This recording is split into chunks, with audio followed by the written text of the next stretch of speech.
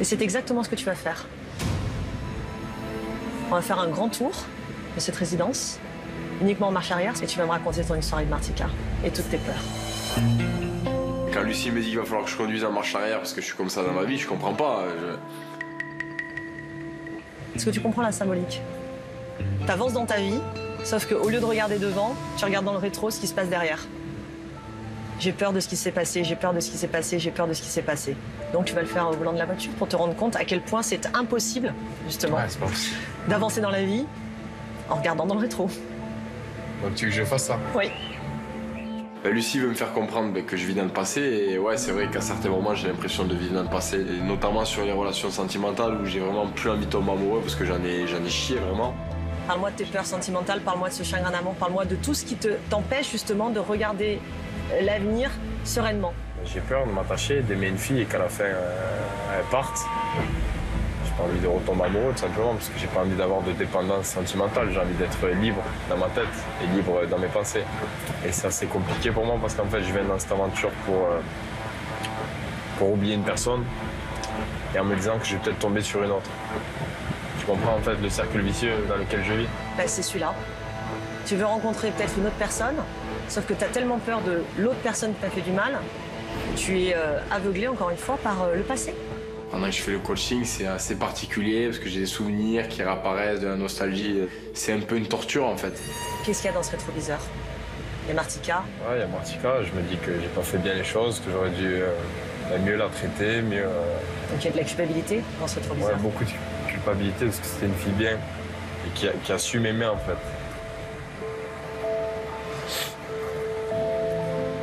Et j'ai pas su lui donner ce qu'elle voulait. Et maintenant, je m'en bouffe les couilles. Tous les soirs, j'y pense, je me dis putain, pourquoi tu t'es mal comporté avec elle alors que c'était une fille bien? Et je me dis c'est dommage parce que peut-être c'était la femme de ta vie, peut-être c'était la femme avec qui moi j'aurais aimé avoir un projet de vie, tout ça. Et voilà. Je me retrouve ici à essayer de l'oublier. Si c'est la femme de ta vie, Julien, c'est pas terminé. Ben, pour elle, c'est terminé en tout cas. Et si tu changes? Elle s'en fout.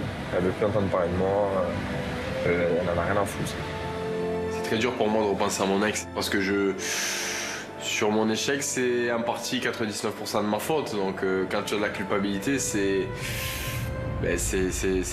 dur. Mais elle, au début, ce qui est fou, c'est que je l'aimais pas. C'est-à-dire, je m'étais séparé avec Vanessa et j'ai pas été courageux de vouloir faire mon deuil avec Vanessa. Du coup, je me suis vite remis avec elle. Voilà, tu vois, tu essaies d'oublier les choses.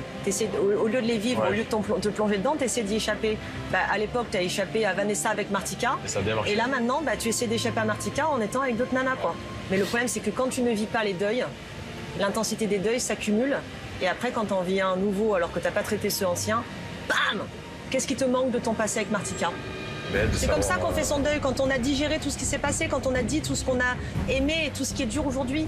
Le deuil, c'est évacuer tout ce qui est, le considérer, puis l'évacuer. Je sais pas, de la serrer dans mes bras, de savoir ce qu'elle fait, de savoir si vraiment dans sa tête c'est fini. Parce qu'elle refuse de me voir parce que je sais qu'au fond de moi, elle m'aime toujours, mais elle se protège. Et c'est ça en fait qui me dégoûte. Si elle m'aimait plus, ça serait moins dur, mais je me dirais bon, mais je sais qu'au fond... Ouais, t'as encore cet espoir. Ouais, j'ai une espèce d'espoir.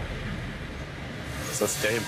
C'est terrible parce que tu essayes de penser au présent et en fait, le passé te fait dire pense pas trop au présent, peut-être que ton passé, il est pas fini en fait. Ah ben ça, oui, c'est une belle marche arrière en effet. C'est horrible de devoir conduire en marche arrière en regardant que dans les rétros et en plus de parler de mon ex, c'est horrible, c'est une sensation horrible. Et vraiment, je suis pas à l'aise. D'ailleurs, je prends des branches. Non, c'est pas évident.